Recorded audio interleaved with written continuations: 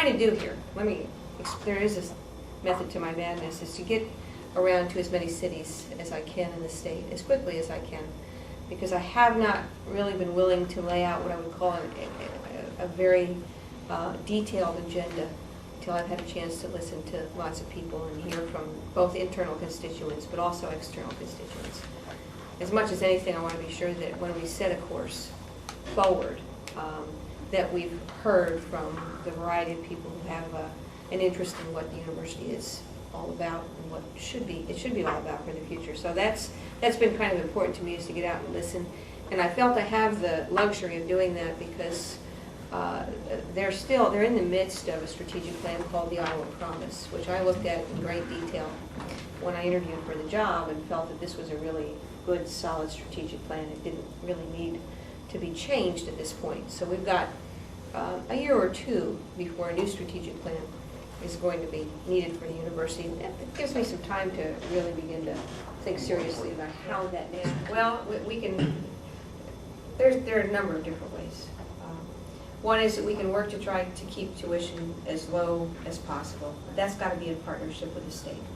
I mean, the way we can keep tuition low is if we can continue to count on the state to be a good partner with us. And they've certainly been a spectacular partner this last year. And with that kind of state support, keeping tuition increases down is much easier than if we're basically out there on our own. We need more funding. When asked what my biggest challenge is, I will always say resources.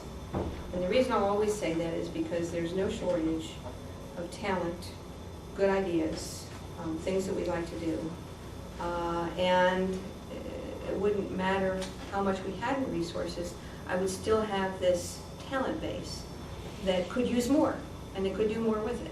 So resources are always going to be an issue that a university president, myself included, is going to tell you will be the big challenge. And you know, these affinity credit cards are there often for the purpose of allowing particularly alumni who want to have this credit card with the tiger hawk on it, and they put it out there on the table, and somebody comes up and says, "Oh, you and I will support it." And it's, you know, you hear this a lot. That our credit card, like so many of these affinity credit cards, there are what, 11 or 12,000 of them out there, active ones out there to our alumni.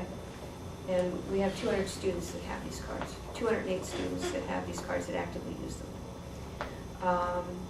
So, you know, how aggressive are we marketing these to our students? Well, 208 out of 30,000. You know, either we're really lousy at marketing, or this may not be quite as aggressive as it sounds. Now, you know, you can argue, and it's a valid argument. Should we be doing this to students at all? And that's a discussion that we're having right now with our Alumni Association, and that's a discussion that they're having with the Bank of America.